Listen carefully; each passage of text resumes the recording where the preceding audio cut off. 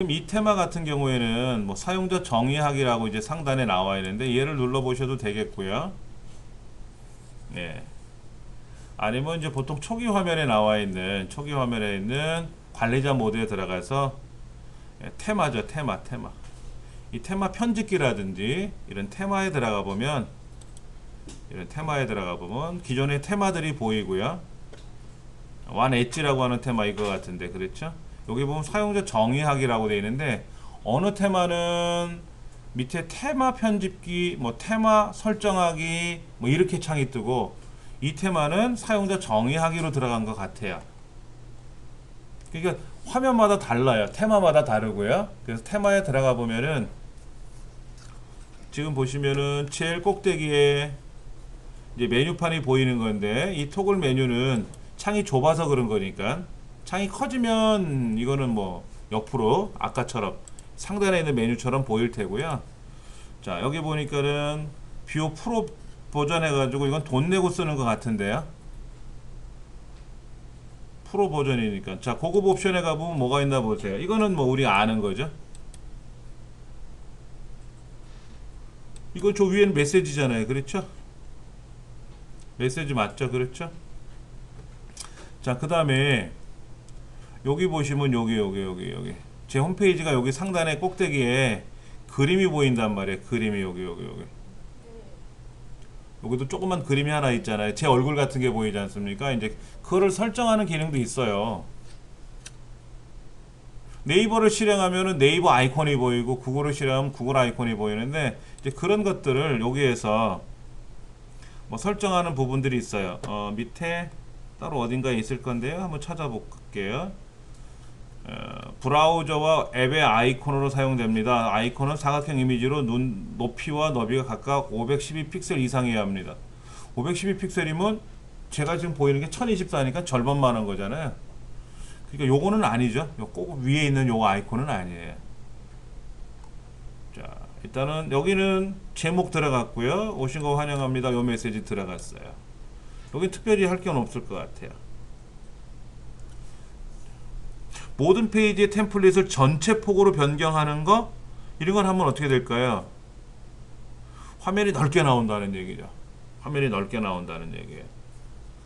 그럼 이런 건 좋아요. 해주시면 저장 발행 한번 눌러주시고 또 돌아가서 외모 같은 것도 봐야 돼. 일반 옵션 로고라는 건 여기 있는 그림 이거 들어가는 것 같은데 예를 들어서 로고를 만약에 제가 그래요. 여기 있는 튤립으로 만약에 이미지를 선택하면은 로고 여기 위에 올라갔네요. 그렇죠? 에이, 난 로고 안 할 거야. 삭제하면 어떻게 돼요? 안 오면 되는 거고. 나는 요런 로고가 필요해. 그럼 요런 로고가 위에 들어갈 수 있고. 대신에 이제 로고가 요건 투명 로고예요. 네 사람 색깔별로 나와 있는 사이사이는 투명한 거예요. 이거는 그렇죠? 얘는 주먹 쥐는 거니까 이렇게 주먹 쥐는 게 투명인데 요 주변을 보니까 하얀 게 약간 거칠거칠하게 보이죠? 이런 거는 뭐 편하신 대로 하시면 되고 이걸 해제하는 거하고 선택하는 거하고 뭐 차이가 어디 있을 것 같은데요? 그건 한번 또 봐야 되겠고 색상 뭐 배경 이미지라는 건 뭘까요? 만약에 제가 이런 튤립을 깔면은 이 튤립이 배경에 들어간다는 건데 굳이 안 해도 될 것 같고 뭐 원하시면 하시면 되고 헤더 최상단 헤더 연락주세요라고 쓸까? 연락주세요 한 칸 띄우고 콜론 한 칸 띄우고 하면은 요 전화번호하고 연락주세요 글자 사이가 약간 좀 떨어지겠죠. 그렇죠? 연락주세요라고 할지 뭐 상담전화라고 할지 뭐 그렇게 쓰시면 되고 전화번호 쓰시면 되고 근데 여기 보니까는 아이콘들이 있어요. 소셜 아이콘들이 저 상단에 여기는 지금 페이스북이 들어가 있고요. 여기는 좀 뭐가 들어가 있나요? 예, 트위터 들어갔고요. 그 다음에 구글 플러스 들어있고요. 그 다음에 여기다가 내 블로그를 하나 넣고 싶다 그러면 새 필드 추가를 눌러서 여기다가 이제 뭐를 써야 되겠죠. 예, 폰트 뭐 어쩌고 저쩌고 잠깐만요. 여기다 뭐를 또 써야 된단 말이야. 그래 여기 항목이 하나 더 들어가겠지. 이제 그런 것도 우리가 좀 생각해 봐야 되고요. 블로그 헤더는 뭐죠? 네, 여기 지금 타이틀이 이렇게 써있네. 이렇게 디스테마, 서포트, 커스텀, 프론트 페이지 이렇게 써있는데 여기다가 뭔가를 써야죠.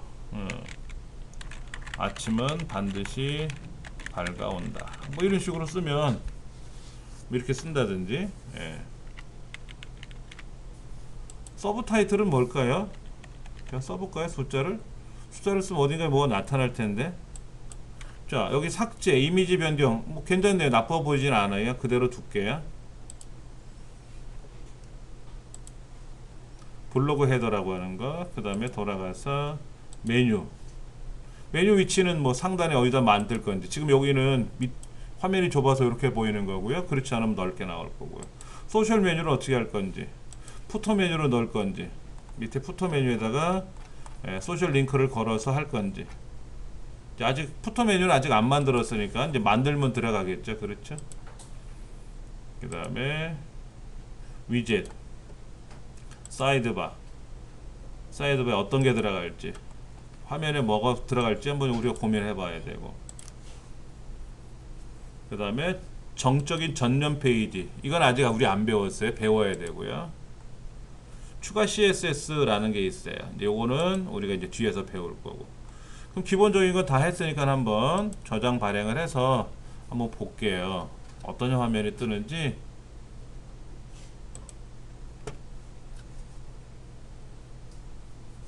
네, 글자가 이렇게 들어갔어요. 이거는 글자, 요거는 관리자 메뉴라서 위에 뜨는 거고요. 이거는 관리자 메뉴가 뜨는 거고, 일반 사용자들한테는 위에 검정색은 안 뜰 거란 말이에요. 이제 약간 짙은 색의 주황색서부터 밑으로 이제 이렇게 그림은 보시고 넓은 그림이잖아요. 넓은 그림을 하나 잘 준비해서, 근데 보시면 요 위에 주황색 메뉴판 있는 데가 이렇게 고정적이죠.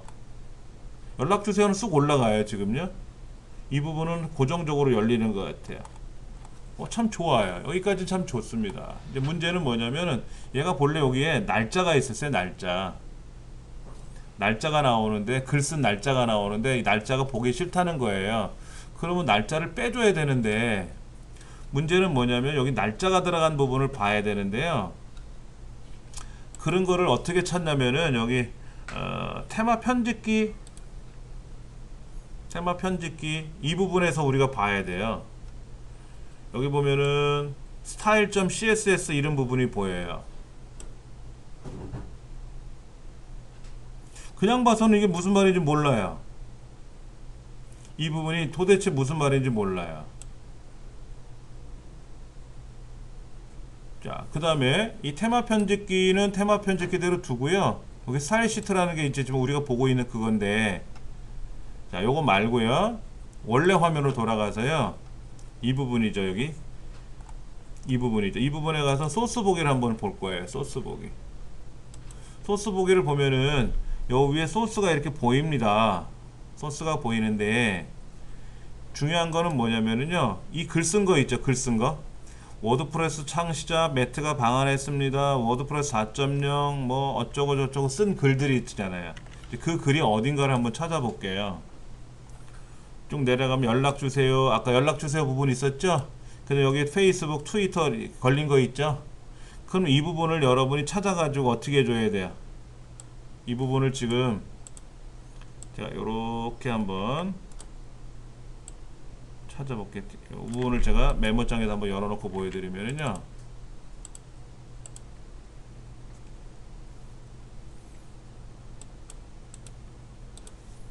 지금 여기는 이렇게 뭐 띄어쓰기 하는 거니까 신경 안 쓰셔도 되고요. 연락주세요 한 부분에 제 연락처가 들어간 거고요. 이거는 직접 수작업으로 고칠 수 있었잖아요. 아까야.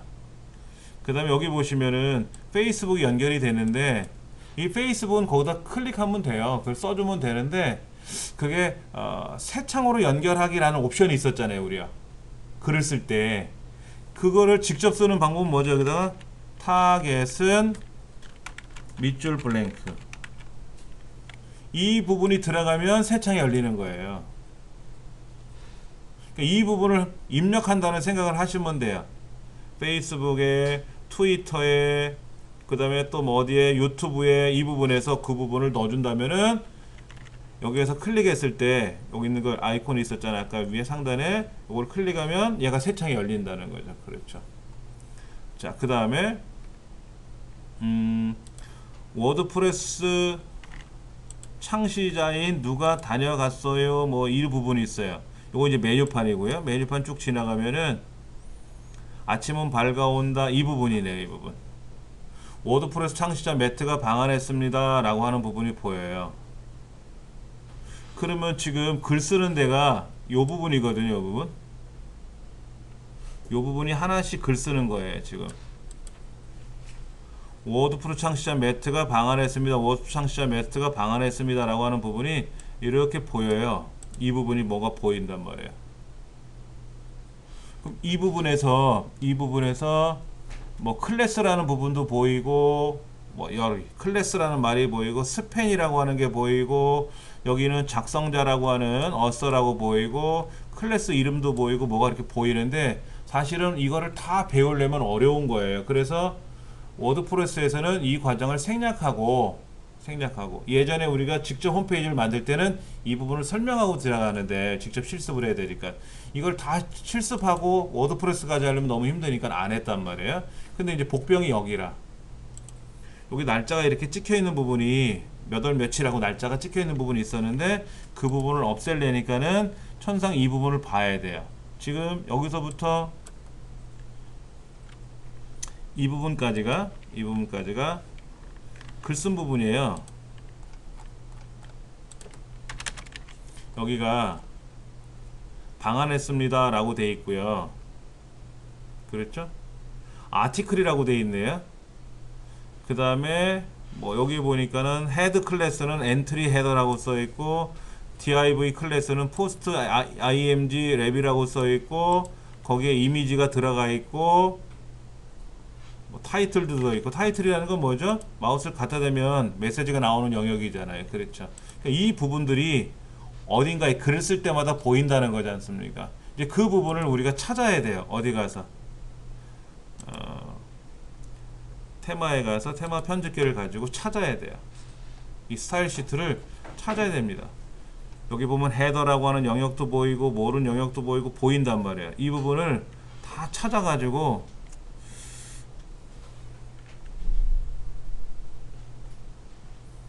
잠깐만요. 제가 여기서 한번 찾아볼게요. 그때 찾았던 거를 제가 메모를 안 해놔서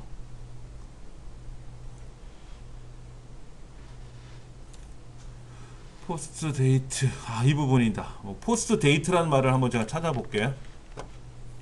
여기 가서요 복사해서 메모장을 하나 열어가지고요 한번 붙여볼게요. 그리고 지금 이 부분에서 어딜 찾을 거냐면은 포스트 데이트라는 부분을 한번 찾아볼 거예요. 제가 한번 고친 것 같은데 이 부분은 없다 그러는데 잠깐만요. 여기 포스트 데이트 찾았어요.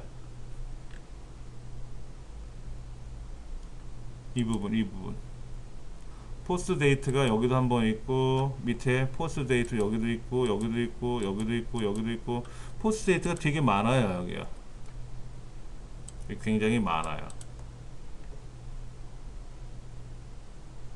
여기는 뭐냐면은 HTML로 작성한 코드가 아니고요 이건 스타일을 꾸미는 기능입니다. 그러면 실제 이제 이 부분에서 안 쓰는 영역을 찾아야 돼요. 포스트 데이트라고 써놨는데 거기에 보면 month하고 day 날짜가 보이는 거 있잖아요. 몇 월 며칠이라고 보이는 부분을 찾아가지고 그 부분을 보이지 않게 해줘야 돼요. 다시 한번 처음부터 한번 다시 찾아볼까요? 여기서부터 포스트 데이트 백그라운드 제가 그 부분을 멈추게 해놓은 명령을 걸어놨거든요. 찾아볼게요.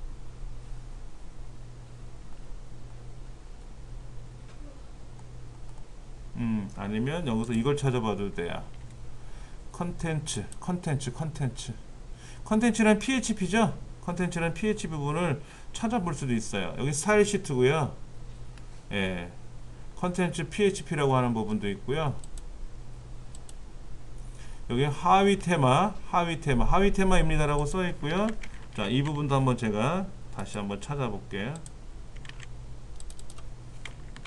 아까 여기에서 뭐를 찾았었죠 제가요? 포스 데이트라고 하는 부분을 찾았죠? 여기서 한번 찾아볼게요. 포스 데이트가 있는지. 여기 포스 데이트라고 써 있는 부분이 하나 있네요. 여기 날짜가 나오고 시간이 나오는 영역이 있단 말이에요. 근데 이 부분을 찾아가지고 정지시켜 놔야 돼요. 예.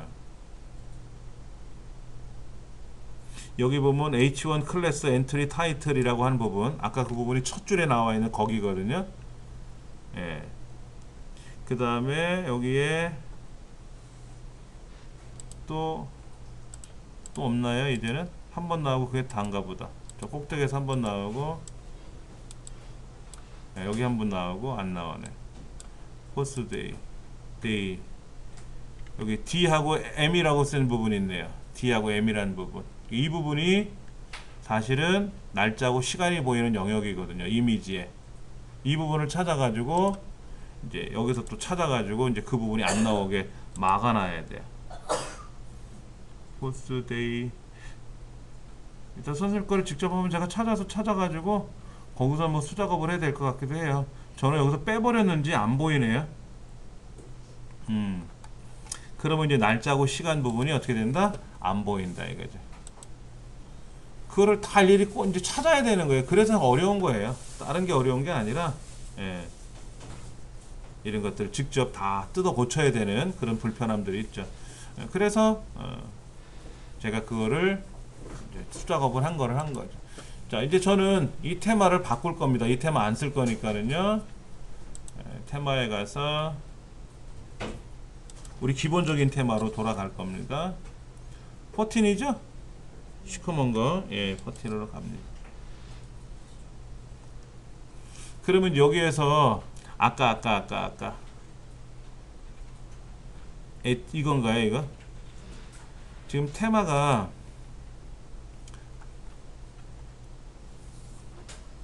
원 엣지라고 하는 테마 이건데, 이 테마를 나는 안 쓰겠다고 삭제를 해야죠. 얘를 삭제해 놓고 나서, 삭제했으니까 삭제가 다 돼서 빠져나갔어요. 그래 놓고 이제 여기다가 테마를 다시 한번 만들면,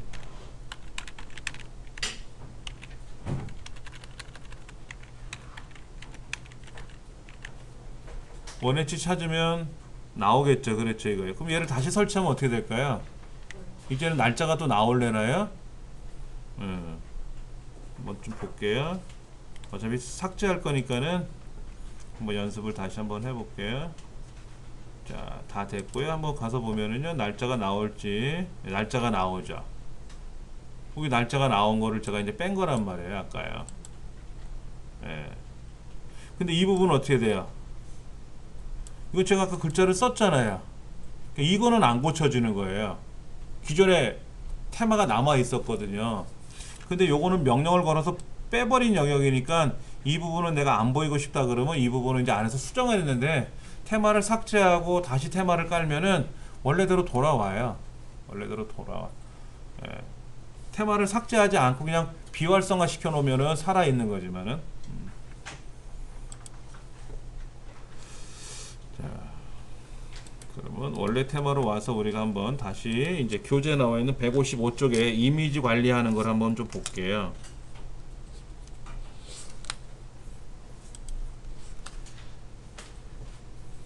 자, 그때 이런 이미지 넣는 것도 연습했었고요. 그렇죠?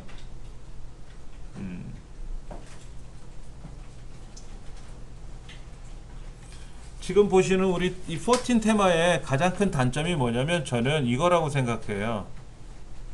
이 메뉴판이 오른쪽 맞춤이 되어 있다라는 거예요. 오른쪽 맞춤이라는 말은 뭐냐면요, 지금 테마를 메뉴판에다 갖다 대면 메뉴판이 이렇게 오른쪽으로 열려요. 메뉴판 밑으로 오른쪽으로 열립니다. 그러면 이 오른쪽의 메뉴에 또 다른 메뉴가 열릴 수 있잖아요. 메뉴는 계층적 구조니까. 그럼 어떻게 될까요? 링크 모음이 제일 오른쪽 메뉴인데, 거기에 블로그라는 메뉴에 가면 블로그 안에도 또 다른 메뉴가 있겠고, 거기 또 다른 메뉴가 있으면 그 부메뉴들, 그 계층적 메뉴는 안 보여요. 왼쪽 맞춤으로 되어 있으면 보이는데요, 오른쪽 맞춤으로 되니까 안 보이더라고요. 그래서 제가 이 테마를 안 쓰는 거예요. 미워서가 아니라 그런 불편함이 좀 있더라고요. 자, 그 다음에 이제 이미지 저장소에서 보시면은 왼쪽에 이제 관리자 모드로 들어가서 이미지 미디어를 가보면 여기 이제 이미지들이 있어요. 이미지들이 있단 말이에요. 관리자 모드에 가서 라이브러리, 예. 자, 여기 미디어에 가보면 이미지들이 보이는데, 여러분들이 이미지를 사용하실 때 기존의 이미지에다가 또 다른 이미지를 불러온다고 했더니 똑같은 이미지를 불러오는 경우도 있단 말이에요. 그러면 여러 개가 반복돼서 나오죠. 그런 경우는 미리 이미지를 올려놓고 나서 그 이미지를 사용해도 돼요. 그런데 우리 그 다텀 사이트가 100MB 밖에 안 주기 때문에 용량을 큰 걸 올리면 몇 개 올릴 수도 없지만은 올린다고 하더라도 트래픽에 걸리는 것도 있고 메모리 용량의 한정 때문에 안 올라가는 경우도 있어요. 그래서 지금 여기 있는 예문 그림들 있잖아요. 예제 그림들은 연습 삼아 해본 거니까 안 쓸 거라면 미리미리 지워주는 게 좋고요. 무턱대고 지웠더니 예전에 이 이미지를 이용해서 사용했던 내용이 있었을 수도 있지 않습니까? 그러면 그 상에서는 이미지가 또 안 보여요. 그런 건 좀 우리가 주의해야 되겠죠. 예. 그 다음에 여기 보면은 파일 올리기도 있어요. 파일 올리기도 있습니다. 파일 올리는 거는 뭐 아리안글 파일을 올릴 수도 있고 파워포인트 파일을 올릴 수도 있잖아요. 그렇죠? 올리는 방법이 두 가지가 있습니다. 보편적으로 하는 방법이 요거죠. 파일을 선택하세요. 그래서 여기서 파일을 찾는 거죠. 이런 방법이 하나 있고요. 또 다른 방법은 뭐냐면은 내 컴퓨터 안에 있는 그 탐색기라든지 내 컴퓨터 창을 열어서 보는 거예요. 열어서 보다가 그래, 이 그림 마음에 들어. 난 여기는 이 음악 마음에 들어. 여기는 오페라 파일 이거 올릴 거야. 이거 파일질러 올릴 거야. 그러면 얘를 끌어다가 아래쪽에 창을 좀 작게 보여드리면은 요거를 끌어다가 뭐 두 개든 하나든 끌어다가 여기다 올려놓는 거예요. 이렇게 올려놓으면 일로 올라갔잖아요. 그렇죠. 근데 지금 허용되지 않는데 무시 다른 그림 올려볼까요? 자, 그러면 아이디와 클래스의 차이점이라는 아리안글 파일 올려볼까요? 예. 왜 보안상의 이유로 허용 그럼 뭐가 된다는 거야? 이것도 보안상의 문제 때문에 직접 한번 열어보면 어떻게 될까요? 한번 열어볼게요. 제가요. 안 된다고 하네요. 그럼 뭐를 올려야 되나? 글꼴도 안 올라갈 거 아니야. 참네. 용량이 커서 그런 거 아닌데. 여기서 파일 선택하면 어떻게 될까요? 이런 걸 올리면은 올리기 안 올라간다네. 예. 하여튼 올리는 방법은요 이렇게 돼 있어요. 창이 지금 이렇게 나눠져 있으면 끌어다 이렇게 놓으시면 올라가요. 이렇게 예.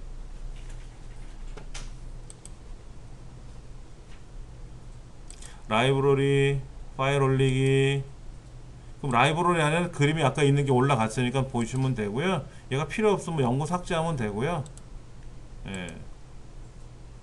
자, 다시 한번 보세요. 파일 올리기 누르면 이런 창이 뜨지 않습니까? 그럼 여기서 선택을 해서 찾아오는 방법이 있고요. 그 다음에 얘를 직접 이렇게 여기다 올려놓는 방법이 있어요. 그럼 얘가 이제 올라가거든요. 이렇게 여기 올라갔어요. 이렇게 올리는 방법이 있습니다. 드래그해서 올리는 방법이 있고요. 선택을 해서 올리는 방법이 있고. 얘만 그런 건 아니에요. 다 그래요. 다 그래. 불필요한 거는 삭제하면 되고요. 그렇게 해서 이제 필요한 파일들을 이제 올려놓고 사용을 하라는 거죠. 그 다음에 거기에 뭐 이미지 그림들이 있는데 지금 뭐라고 되어 있냐면 작은 크기, 중간 크기, 최대 크기 이런 말 보이죠? 아리안글 파일은 업로드 할 수 없대요. 한글 파일은 업로드할 수 없습니다. 한글 파일을 사용하려면 FTP 프로그램을 통해서 업로드하고 링크 주소를 연결하래요. 이건 다 가능하죠. 아까 실행 파일 같은 경우도 FTP 같은 게 필요하면 저는 이렇게 하죠. 제 여기 자료실에다가 뭐 홈페이지 자료실 이런 데 가가지고 제가 여기다가 글쓰기를 누른단 말이에요. 로그인해서 한번 잠깐 보여드릴게요.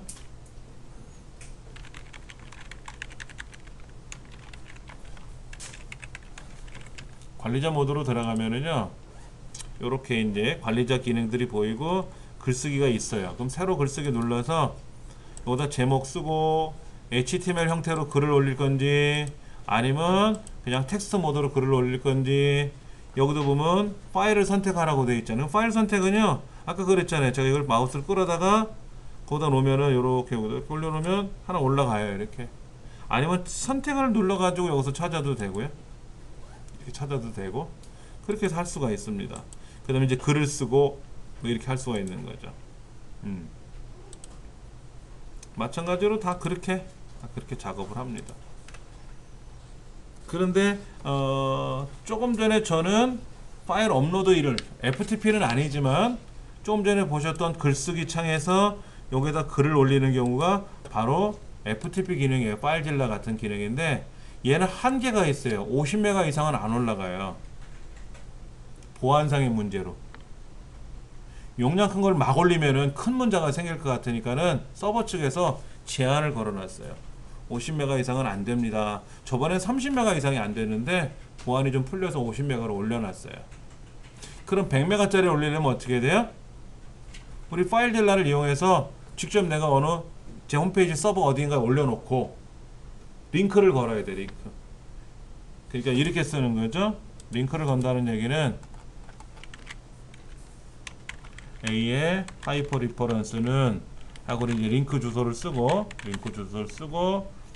그 다음에 여기다가 뭐 예를 들어서 거기는 이미지를 보이면 이미지가 뭐 이미지를 클릭하면 어느 링크로 가게끔 한다든지 그런 식으로. 그럼 여기다 img src는 해서 뭐 이미지 링크를 걸고 걸어가지고 이렇게 쓰면은 요 이미지를 클릭하면 요 사이트로 가게끔 하는 거죠. 그렇게. 아니면은 대표적으로 지금 보여드리는 것 중에 뭐가 있냐면요, 요런 건 있어요. 여기 보면은 우리 그렇다. 여기 보시면 링크 걸려 있죠, 여기요. 이 책 저자가 쓴 글이 동영상이에요. 예. 지금 157페이지 분야니까는 157페이지가 한 이 정도 되는 거죠, 지금. 아직 이쪽 부분을 우리가 이제 처리를 했는데 이쪽 부분을 내가 공부하고 싶다 그러면 지금 뭐 194쪽에 전면 페이지와 글 페이지를 메뉴에 추가하는 기능이 있거든요. 그러면 이제 이 동영상을 클릭해 보면 얘도 유튜브처럼 올라가는 동영상이거든요.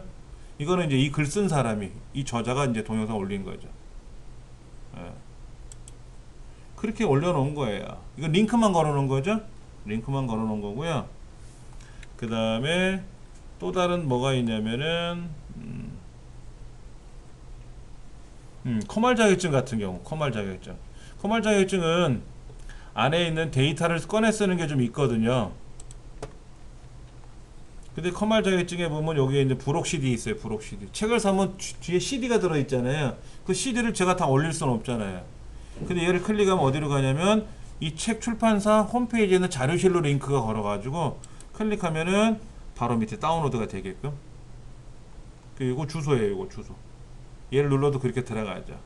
요거는 제가 이제 PDF 파일을 업로드한 거니까 클릭해서 다운로드 받는 거고, 이건 제 자료실에 있는 거죠. 이건 제 자료실에 있는 거고, 요거는 링크를 걸어 놓은 거고요. 이런 링크가 바로 어디에 있는 거다?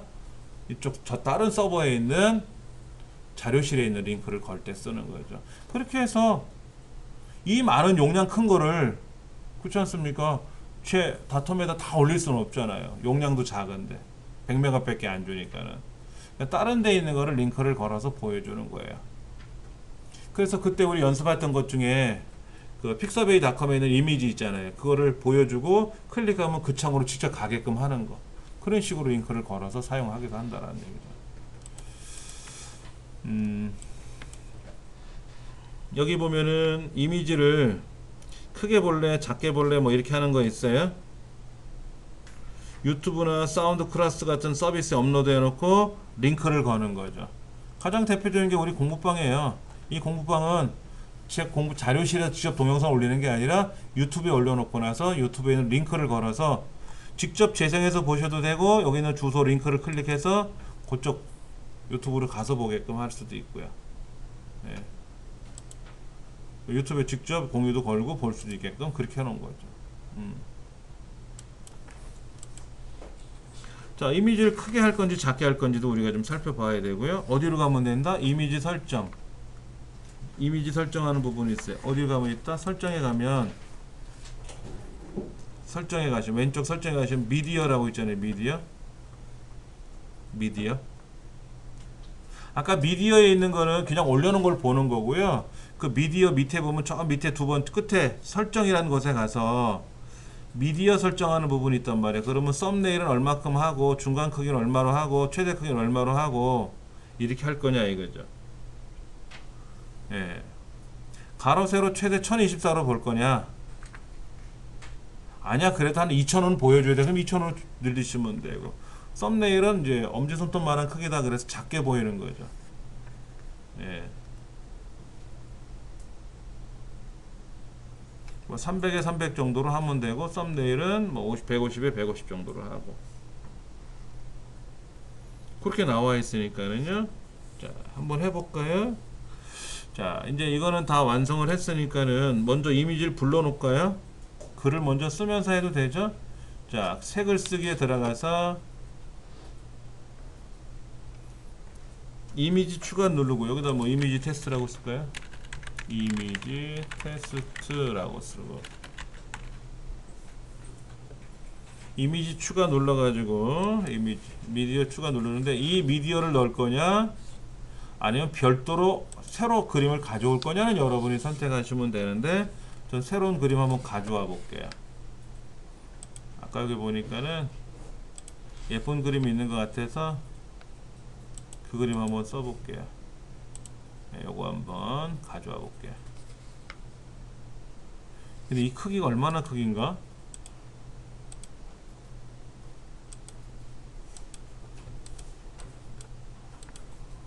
보기에 가서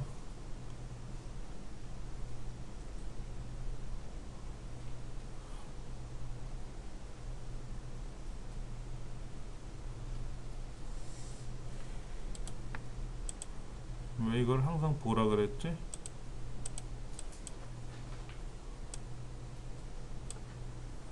자, 이미지 크기가 현재 이미지 크기가 안 나오죠. 밑에요. 저는 안 나오네요. 그럼 어떻게 하면 된다? 오른쪽 눌러서 속성, 오른쪽 눌러서 제일 밑에 속성을 보시면은 자세히, 그래서 그 삭제 640에 426이네요. 니콘 카메라로 촬영했다고 보이네요. 그렇죠? 예. 얘도 오른쪽 눌러서 제일 밑에 속성, 그리고 자세히 버튼 누르시면은 얘 1680에 1050이에요. 예. 아도비 포토샵 CS2로 고친 거네요. 그래서 스마트폰이나 뭐 이런 거로 촬영했는지 디카로 촬영했는지 그 정보는 하나도 안 나와요. 하여튼 저는 이 그림을 선택을 할 겁니다.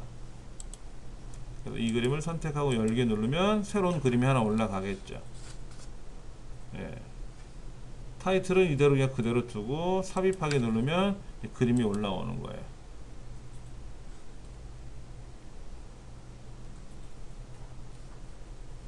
지금 이 그림을 추가하는 방법은 기존의 그림에서 골라오는 방법이 있고, 새로운 그림을 가져오는 방법이 있고, 새로운 그림을 가져올 때는 여기다 드래그를 해놓고 가져오는 방법, 선택하는 방법 여러 가지가 있다고 했으니까 선택하시면 되고요. 자, 그 다음 이미지가 너무 크면, 아까 우리 100메가라 그랬잖아요. 100메가. 근데 얘는 어떨까요? 용량이요? 아니 어떻게 된, 잠깐만요. 그 다음 거 이미지를 그렇게 올려놓고 나서요. 예. 이미지 정보 입력 수정하고 삽입 방식 설정하고 뭐 이런 말들이 나와 있어요. 거기에. 예. 자, 오른쪽에 카테고리 설정하는 방법, 뭐 요약하는 방법, 여기 슬러그 어떻게 쓸 건지, 그거는 뭐에 가는 거다? 글쓰기니까 글쓰기가 하는 내용이고요. 예. 그 다음에 다시 이 미디어라고 하는 부분을, 아까 이 미디어 추가에 들어가면은 이제 그림을 선택하면은 오른쪽에 URL, 캡션, 뭐 대체 텍스트, 설명 미리 써놓을 수 있어요. 얘는 코알라, 뭐 설명은 어쩌고 저쩌고, 뭐 예를 들어서 이 주먹진 그림은 뭐고 설명이 뭐고 이런 걸 다 써줄 수가 있는 거죠. 대체 텍스트 같은 거, 캡션 같은 거 써주면은 우리가 그 그림을 불러오면 어떻게 돼요? 마우스 갖다 대면 그림 설명이 뜨지 않습니까? 그런 것들을 미리미리 할 수가 있다는 얘기죠. 근데 여기는 지금 설정을 안 하고 그림만 가져온 거란 말이에요. 그림만. 그래 놓고 이제 우리가 그림을 가져와서 여기다가 뭐 공개하기 누르면 어떻게 된다? 근데 카테고리를 설정 안 했으니까는 뭐 카테고리를 하나 써보죠. 뭐 여기 뭐 예를 들어 보도자료라고 써볼까? 해놓고 뭐 공개하기. 그럼 이미지 테스트라고 하는 형태대로 글이 하나 올라가겠죠. 뭐 이렇게. 그래서 글자를 클릭하면 이미지 테스트라고 해서 또 보이겠고, 보이는 건 뭐 어렵지 않게 보일 수 있어요. 자, 그 다음에 이 그림을 편집 모드로 들어가서 여기 연필이 있단 말이에요. 연필. 이 그림을 그림을 선택하고 편집 버튼을 누르면은 이렇게 나오는데 크기를 어떻게 할 거냐 이거죠. 전체 크기로 할 건지 썸네일로 할 건지. 아까 그랬잖아요. 썸네일은 150에 150이고 중간 크기는 얼마큼 되고 이런 거 있었지 않습니까? 근데 저는 전체 크기로 하겠다라고 하면 어떻게 될까요? 얘가 전체 크기로 가는 거예요. 볼까요? 전체 크기 얼마나 건가? 이게 별로 안 크네요. 그림이 별로 안 크네.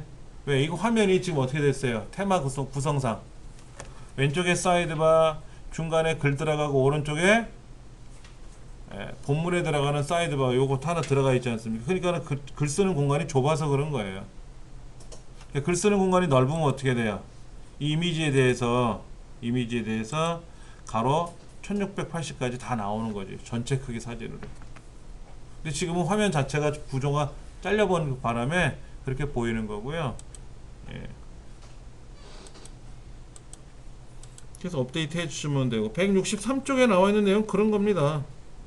여기에 이미지 타이틀 속성 이런 거, 캡션, 대체 텍스트 이런 말들이 있어요. 그렇죠? 그런 것도 평상시에 잘 해놓으셔야 돼요. 얘를 다 만들었는데 제가 그랬잖아요. 시각장애인은 이 그림을 어떻게 본다고요? 설명으로 본다 그랬잖아. 설명으로. 이게 지금 보라색 꽃인지 빨간색 꽃인지 아니면 큰 꽃인지 작은 꽃인지 모르잖아요. 그럼 예를 들어서 이게 해바라기다 그러면 마우스를 딱 갖다 대면 해바라기라는 부연 설명이 나오게 하든지, 그래야 시각장애인들은 그 설명을 가지고 텍스트로 들려준단 말이야. 프로그램상. 예, 그런 것도 우리가 좀 알아야 될 것 같고요. 그 다음에 이제 갤러리 형태로 보여주는 게 있어요. 그림을 한 개가 아니라 여러 개를 갤러리 형태로 보여주는 방법이 있단 말이에요. 그것도 한번 잠깐 해보죠. 뭐. 자, 색을 쓰기 한번 해볼까요? 다시요. 색을 쓰기에 들어가서 마찬가지로 갤러리를 한번 만들어 볼 겁니다. 이미지 갤러리.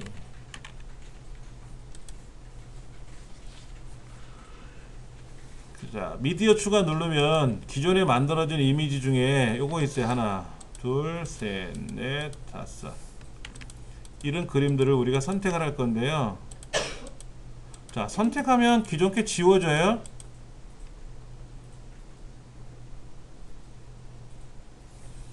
여기 보면 갤러리 생성하기라고 있습니다. 얘를 여러 개를 선택할 때는 클릭하면 기존 게 사라진단 말이에요. 이때 클릭하고 컨트롤 키 눌러 또 클릭을 하면 여러 개 한꺼번에 선택될 수 있습니다. 그래서 한꺼번에 가져오는 방법이 있고요. 지금은 그림을 낱개로 보여주는 게 아니라 갤러리를 생성할 겁니다. 갤러리 생성하기 눌러가지고 마찬가지로 여기서 그림을 선택할 거예요. 선택을 할 때 그 코알라하고 우리 그 샘플 이미지들이 있어요. 8장. 그 8장을 가지고 갤러리를 한번 만들어 볼 겁니다.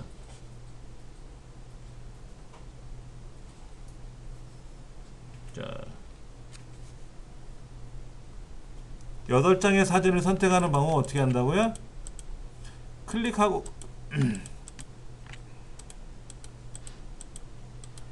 자, 그래서 새 갤러리 생성하기를 누르면은 8개 사진이 갤러리로 생성이 될 거예요. 이렇게.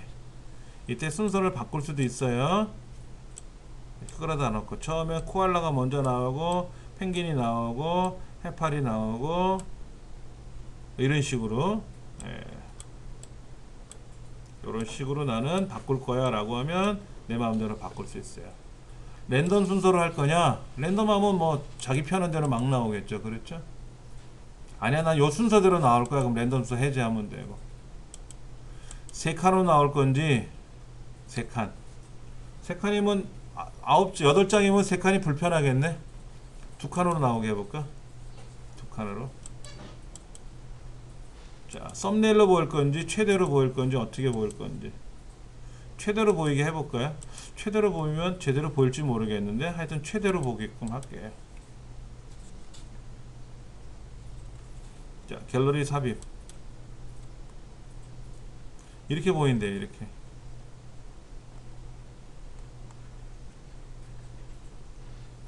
그리고 공개하기 누르면 글이 하나 올라가겠죠? 이렇게 올라간단 말이에요. 그런데 이거를 가서 보면 어떻게 되나 보면요, 그림이 매번 바뀌어요. 순서가. 얘를 그림을 누를 때마다 그림의 위치가 어떻게 된다? 예. 매번 순서가 바뀌어서 나와요.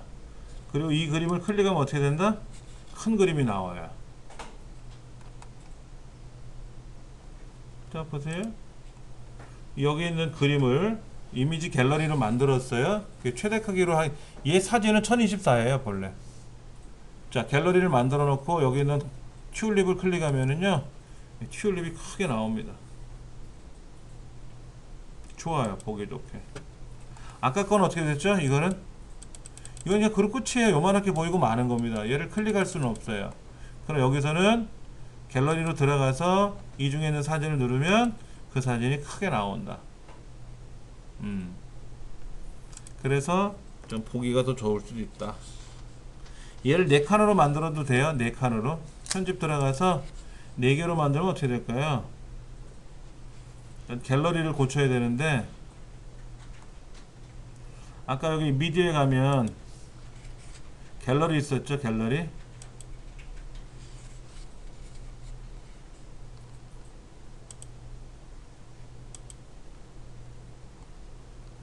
어디 갔지?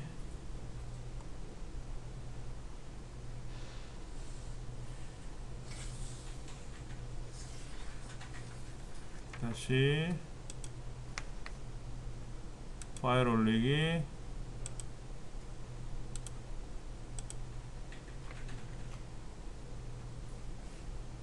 이거는 낱개별로 보는 거, 이건 한꺼번에 보는 거.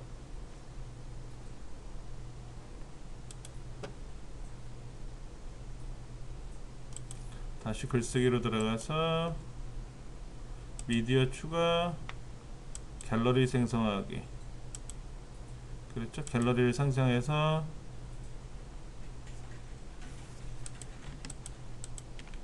새 갤러리를 생성하기. 자, 갤러리 편집도 있네요. 그렇죠? 근데 이게 갤러리 편집이, 여기는 이제 글을 쓰는 건데 여기 와서 4개로 바꾼다든지 할 수도 있고요. 근데 아까 우리 편집해 놓은 거 있었잖아. 글 써놓은 거.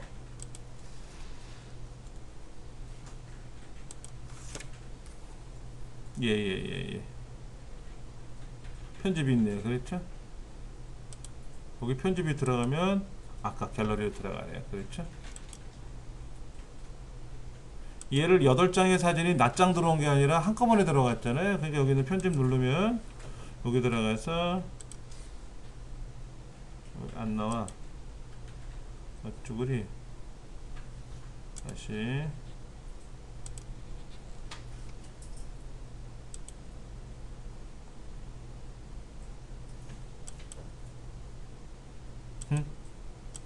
연결이 안 되네.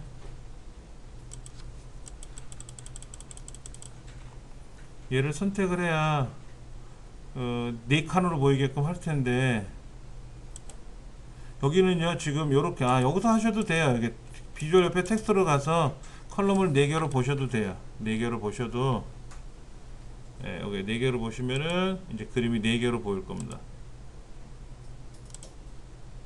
이렇게 4개로 보일 수 있어요. 그리고 업데이트 누르시면은 글이 또 올라가고요. 대신 이제 조그맣게 4개 보이죠? 여기서 클릭하면 어떻게 될까요? 얘를 클릭하면 큰 그림으로 보이죠. 이렇게. 그러니까 우리가 여행 가서 찍은 사진을 한 장씩 쭉 보이려면 그것도 힘들 수 있어요. 그러니까 이렇게 4개씩 만들어서 밑으로 쭉 또는 3개씩 만들어서 쭉 내려놓으면은 우리가 여기서 볼 거 아닙니까? 야, 이 튤립 뭐지? 하고 클릭해보면 그때 큰 그림 보이겠죠. 그렇게 해서 만들 수 있다라는 얘기지.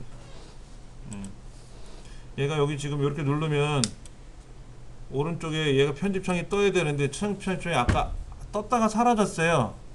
그때 천상 여기 텍스트에 가서 비주얼 옆에 텍스트로 가면 컬럼을 몇 개로 만들 건지 이걸 라지로 할 건지 뭐 스몰로 할 건지 썸네일로 할 건지 그런 식으로 지정할 수가 있어요. 여기 랜덤이라고 써 있네요. 그랬죠? RAND. 그러니까 막 사진이 무작위로 순서가 바뀌어서 나온다는 거죠. 아니면 다시 한번 하셔도 돼요. 얘를 삭제해 버리고 다시 하셔도 되고요. 그렇게 하셔도 됩니다.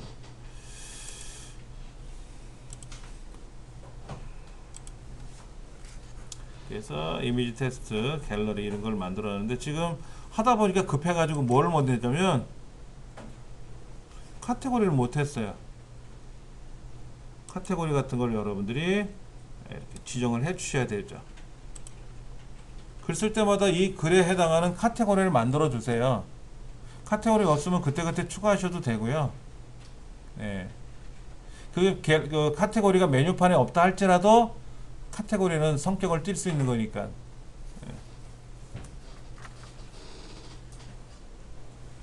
네. 카테고리가 그 페이스북이나 이런 데 보면 해시태그를 집어넣거든요. 그거랑 또 연관이 되기도 해요. 태그가 검색어는 검색어인데 카테고리 예를 들어서 이거는 보도자료와 연관된 거니까 보도자료라는 카테고리를 넣어주면은 보도자료라고 검색해보면 이 이미지 갤러리가 뜰 거 아닙니까? 그런 식으로 해서 카테고리를 설정해 주시면 좋고요. 카테고리를 설정 안 해도 상관은 없지만 연관성이 떨어지잖아요. 연관성도 붙여주셔야 되니까 하셔야 되고요. 자, 그런데 이 그림은 지금 어떻게 되냐면 보시다시피 이게 척척척척 옆으로 타일 붙이듯이 붙여놓은 거잖아요. 얘를 그림이 하나인데 그림을 이렇게 싹 넘기면 하나씩 넘어가게 한다든지 그런 것도 있잖아요. 우리 많이 그런 거 많이 보거든요. 예전에 제가 만든 것 중에 수작업으로 만들어요. 이 어떤 걸 만들었냐면 이런 걸 만들었거든요. 여기에 여기 있나? 사진이 여기 이런 사진들이 있는데요. 여기 보시면 사진이 이렇게 몇 개가 보이죠. 이렇게 마우스로 이렇게 비비면 사진이 넘어가지 않습니까? 이렇게 사진이 넘어가잖아요. 밑에 사진이 이렇게 지나가는 그림이 보인단 말이에요. 이거 수작업으로 다 만들었어요. 근데 이거 불편해요. 이렇게 만들면 한도 끝도 없이 킴 만들어요. 그래서 나온 게 뭐냐면은 여기서 말하는 이제 플러그인을 하나 깔아봐야죠. 한번 연습 한번 해볼게요. 167페이지 보시면은 거기에 jetpack이라고 하는 거를 한번 할 겁니다. 자, 왼쪽 밑으로 가면 관리자 모드에 플러그인 jetpack이라는 거를 하나 추가할 겁니다. 플러그인 추가하기. 그럼 여기다가 이제 뭐라고 쓴다?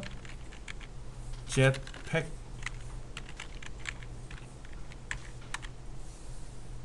jetpack이라고 되어 있는 거를 검색해 보면 이렇게 나와요. jetpack by wordpress.com. jetpack 많네요. 그렇죠? jetpack이 많아요. 비슷한 것도 보이고요. jetpack 뭐 이런 거. 근데 앞에 보시면은 이렇게 많은 사람이 설치한 걸 봐서는 이게 가장 대표적인 거예요. 제일 앞부분에 jetpack by wordpress.com. 워드프레스라는 곳에서 만들었는지, 예. 그래서 얘를 설치하시면 되고요.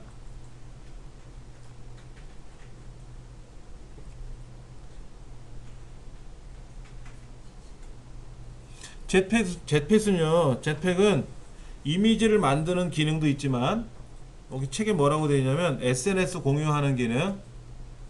아까 요거 보셨죠? 여기 공유하는 거예요. 얘를 클릭하면 어디로 가라는 것도 있지만 아까 클릭했을 때 공유하는 거 연결하는 기능이 있어요. 그것도 만들 수가 있고요. SNS 그 다음에 뭐 통계 이런 여러 가지 기능들이 있어서요. 되게 좋아요. jetpack 하나만 깔아 놓으면은 굉장히 활용하기가 좋다라는 얘기가. 그래서 설치하시고 활성화 누르시면 됩니다.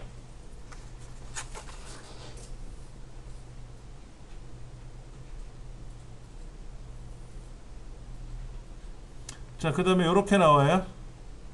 활성화 시키면 wordpress.com하고 연결하기라고 나올 겁니다. 그럼 이제 연결하기 버튼 누르면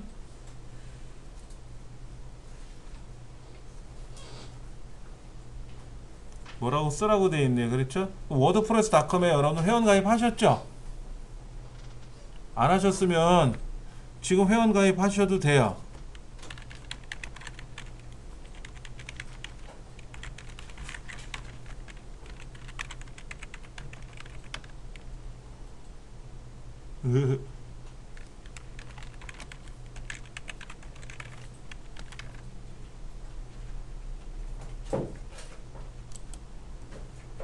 예, 이렇게 회원 가입을 해서 승인을 받아야 돼요.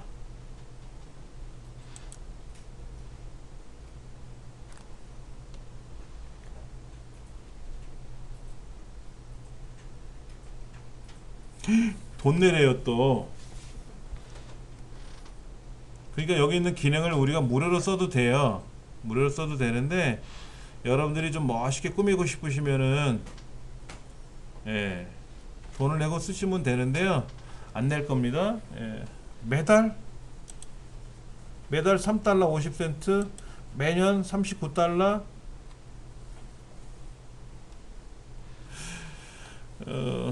뭐 했다고? 안 할 겁니다. 다시 내 사이트로 들어가서 보면 되고요. 근데 지금 제가 사이트로 들어간다고 해서 왼쪽에 내 사이트 들어갔어요. 예. 그러면 제 사이트가 이쪽에 있습니다. 요금제는 뭐 이렇게 돼 있고요. 여기다 블로그 게시물 페이지 뭐 미디어 피드백 테마 해가지고 조회수 몇 얼마 해가지고 통계도 보이고 좋아요. 예, 그런 기능이 있다는 얘기죠. 뭐 굳이 예. 그러면 다시 원래 사이트로 돌아갈게. 이게 불편한 게 원래 사이트로 돌아가기가 새 창이 열리면 좋은데 꼭 자기 창이 열려가지고 불편하더라고. 하여튼 간에 저는 관리자 메뉴에서 플러그인을 설치했어요. jetpack 이거를 했습니다. 그래서 이제 아까 활성화 시켰더니 wordpress.com하고 연결하라 그래서 연결을 했고요.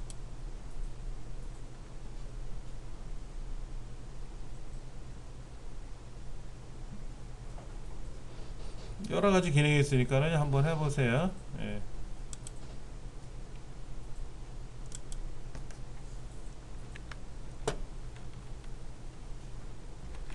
지금 다시 한번 보세요. 여기 보세요. 제 홈페이지 밑에 보시면은 제 홈페이지 밑에 보시면은 모바일 홈페이지 밑에 보시면 이런 걸 넣어놨어요. 전화 걸기, 문자 보내기, 메일 쓰기, 그 다음에 뭐 취급, 뭐 약관이라든지 개인정보 취급 요령이라든지 이런 부분에 대해서 써놓은 게 있는데요.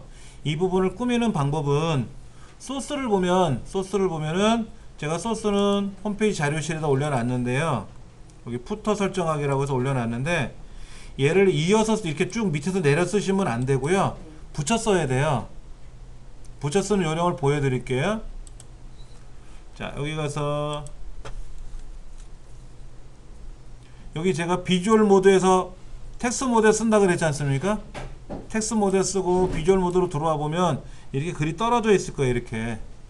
자, 다시 텍스트 모드로 들어와서요. 여기다가 한 칸 띄우고 버티컬 바 한 칸 띄우고 딜리트 누르면 밑에 이게 딸려오죠. 그렇죠? 그런 식으로 일일이 좀 수작업을 하셔야 돼요. 얘는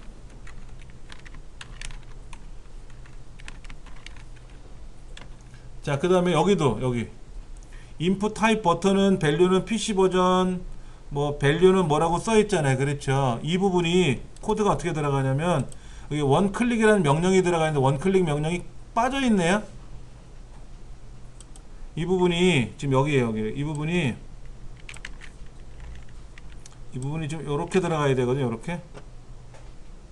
원클릭은 윈도우즈 점 오픈 해가지고 뭐가 들어가 있어야 돼요. 그리고 옆으로 붙어서 아까 홈페이지 자료실에서는 얘를 쭉 내렸었지만 엔터 쳐서 내렸었지만 얘가 옆으로 붙으려니까 보세요. 옆에 붙어 있잖아요. 이렇게 막 붙어 있죠. 붙여서 쓰셔야 돼요. 그리고 이왕이면 어떻게 해주면 돼요? 얘를 가운데 정렬 해줘야 가운데 쫙 붙겠죠. 자, 한번 얘를 업데이트 한번 해볼게요. 이게 비주얼 모드로 살아있을려나 모르겠는데 죽어버리네. 얘를 링크를 걸게끔 하는 거는 오케이가 됐는데 문제는 뭐냐면 얘를 클릭하게 되면 링크로 넘어가야 되는데 여기다가 천상 어떻게 해야 돼요? 이 부분에다가 여기다가 페이스북을 걸어서 여기 페이스북 이 부분에다가 뭐를 걸어야 되겠는데 여기다가 뭐를 태그를 달아야 되나? 링크를 걸어야겠죠. 위에 링크는 안 되는 거예요? 잠깐만요. 링크? 링크 태그 닫기 위에 있는 거. 태그 닫기 위에 링크 바로 이칸. 자, 블록 잡고 링크를 눌러서 링크를 걸면 되겠죠. 그렇죠? 그런데 여기에 아까 이 홈페이지 상에서 보면은 뭐가 있었냐면은 제가 한번 편집을 해서 보면요. PC 버전 말고 페이스북 가는 것만 해볼게요. 여기다 말고 페이스북 링크를 걸어서 페이스북 세트 원클릭 깨져버렸죠? 자, 트위터까지만 한번 해볼게요. 트위터까지 이게 쉽지가 않아. 링크를 걸어서 이렇게 업데이트 한번 해볼게요.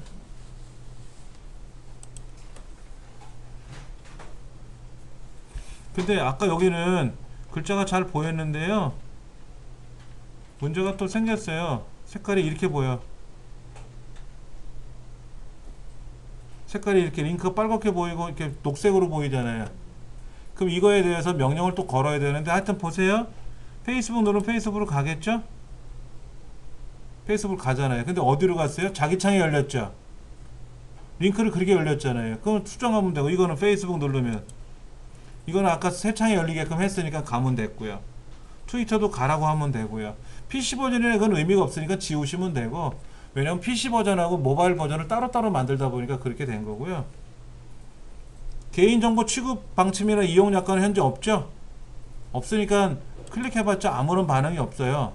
그 링크가 뭐 만들어진 사이트 링크가 있어야 연결을 하는 거죠. 다시 편집 모드로 들어가서 여기 전화 걸기라고 돼 있는데 이 부분은 어떻게 해주면 돼요? 메일 쓰기나 전화 걸기나 문자 보내기는 현재 창에서 열려도 상관은 없어요. 그런데 여기 페이스북, 트위터로 가는 거는 어떻게 돼? 새 창으로 열어야 되니까 여기다가 뭐를 써줘야 돼요? 타겟은 밑줄 브레이크라는 걸 하나씩 넣어줘야지 뭐. 저 전화 걸기 누르면 어떻게 돼요? 응? 전화 걸기 누르면 어딜까요? 잠깐만 보여드릴게요. 전화 걸기 누르면 어디로 가냐고요? 전화 걸기로 가겠죠? 지정은 어떻게 해줘요? 제 전화번호. 제 전화번호로 가는 거죠. 그럼 이렇게 이거 누르면 바로 그 전화 거는 창으로 넘어가요? 한번 해볼게요. 해보셔야 알아. 이것도 해보셔야 하는데 일단은 주소를 이렇게 업데이트를 넣어놨는데요. 이거를 PC에서는 안 돼요. 전화 걸기나 문자 보내기가. 네, 모바일에서. 그 모바일에서는 돼요. 자, 전화 걸기 누르면 에러 나요. 여기서는요. 문자 보내기도 에러 나고요. 당연히 에러 나요. 메일 쓰기나 이건 들어가는데 이제 페이스북은 이제 새 창이 열렸어요. 트위터도 새 창이 열렸어요. 메일 쓰기 한 번만 눌러봐주면 돼요. 응? 메일 쓰기. 메일 쓰기는요. 이 컴퓨터에 있는 전자우편 들어가는 기능이 들어가요. 그럼 여기다 전자우편 설정을 해줘야 돼요. 그래서 여기다는 전자우편 편지 쓰기 하면 안 된단 말이야. 그래서 뭐가 만들어진 거예요? 컨택터스라는 걸 따로 만들어야 된단 말이야. 이렇게 이걸 만들어줘야 그냥 바로 이름 쓰고 상대편 전화 이렇게 쓰고 나서 전송해야 이메일이 가는 거란 말이야. 이렇게 하는 거는 누가 못해? 이거 다 한단 말이야. 간단하거든. 소스가 이거예요. 메일 쓰기. 제가 이따 보여드릴게요. 이것도요. 근데 만약에요 카카오톡 예. 제 카카오톡으로 그 카톡으로 말을 걸게끔 하려면 어떻게 해요? 그건 또 카카오톡에 가서 거기에서 API 받아가지고 다 세팅해야 돼요. 쉬운 건 아니에요. 선생님 전화번호가 입력이 되거든요. 예, 여기 제 전화번호가 들어가 있어서요. 이건 여러분 전화번호로 바꿔줘야 돼. 네. 여러분 전자우편 주소로 바꿔야 되고, 여러분 페이스북, 트위터로 바꿔야 돼. 자, 그러면 이제 이거 올라갔잖아요. 여기 올라갔지 않습니까? 이걸 스마트폰에서 한번 눌러보세요. 당연히 되지. 스마트폰에서 누르면 스마트폰에서는 전화 걸기가 되고 문자 보내기가 돼요. 여기서는 안 PC에서는 되지만 안 되고. PC는 전화 걸기 기능이 없잖아요. 그래서 그런 거지. 예. 그럼 지금 전화번호 이용 안 되잖아요. 제 전화번호니까 뭐 연습도 한번 놀려놓으시면 상관없어요. 대신에 누군가가 거기에서 전화를 걸면 저한테 온단 말이야. 뭐 연습이니까. 그러면 밑에 인풋 그거 아까 응? 자, 제가 일단 홈페이지로 들어와서 한번 해보죠. 뭐 여기. 네. 선생님 인풋 소스 좀 보여주세요. 어떤 거? 저기 페이스북, 트위터 저거 소스. 요거요? 네. 페이스북은 요렇게 들어가죠. 요렇게. 꽂혀야 되죠.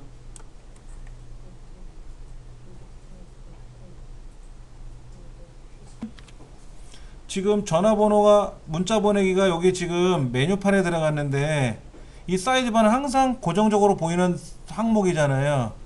이런 페이스북, 트위터 같은 경우도 여기다 걸어도 되고요. 그 다음에 요런 식으로 저 상단에 보시면 아이콘들 있잖아요. 요런 아이콘들이 필요하시면 요런 아이콘들을 수집을 하셔도 돼요. 인터넷상에 요런 아이콘들이 많이 있어요. 저는 이렇게 트위터, 페이스북 요런 거, 유튜브 이런 거를 밴드나 이런 다음 이런 거 있잖아요.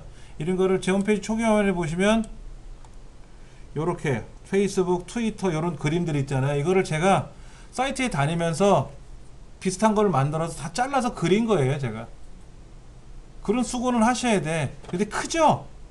크면 조그맣게 만들어서 작게 줄이게 보여도 되지. 명령을 걸어서 10에 10 픽셀, 뭐 20에 20 픽셀 보여줘도 되잖아. 그런 이제 수고는 좀 우리가 해야 되고요. 여기 왼쪽에다가 그 사이드바는 어떻게 들어가죠?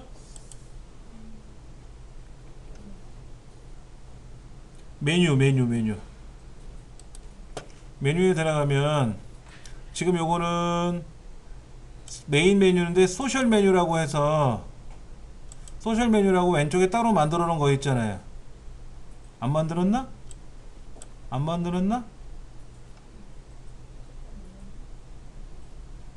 소셜 메뉴. 아, 소셜 메뉴 우리 안 했다?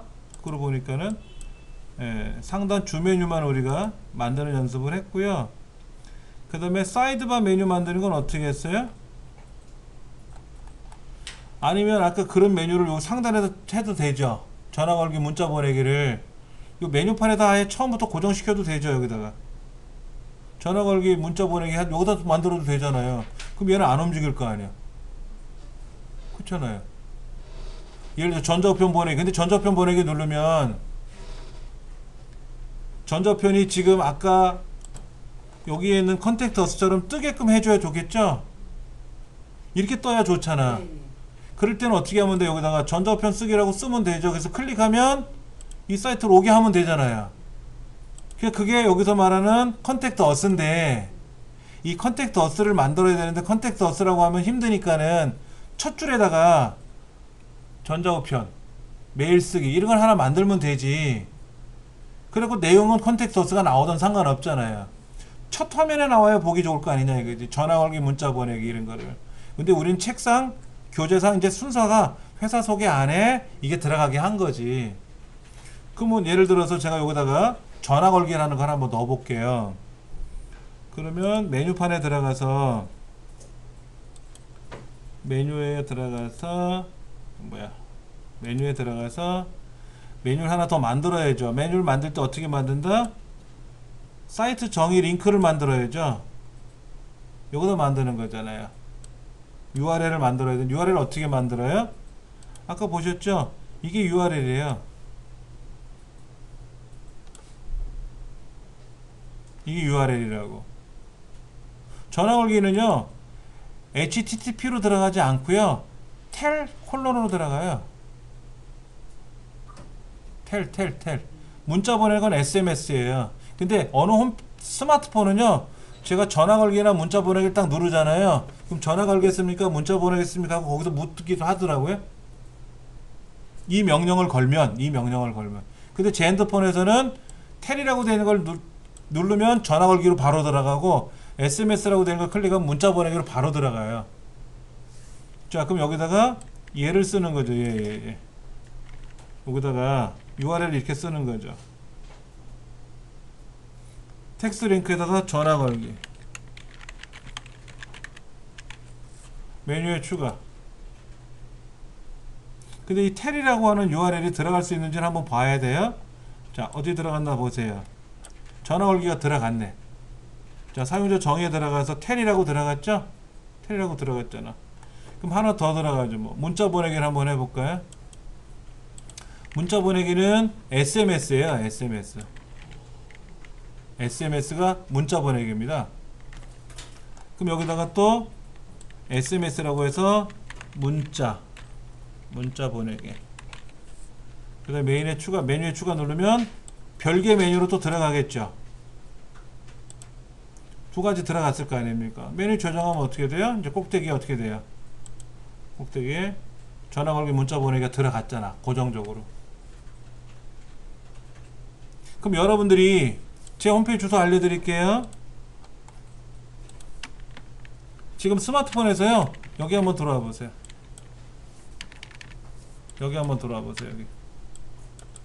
여기 들어오시면 저 상단에 전화 걸기, 문자 보내기가 있을 거란 말이에요. 그렇죠?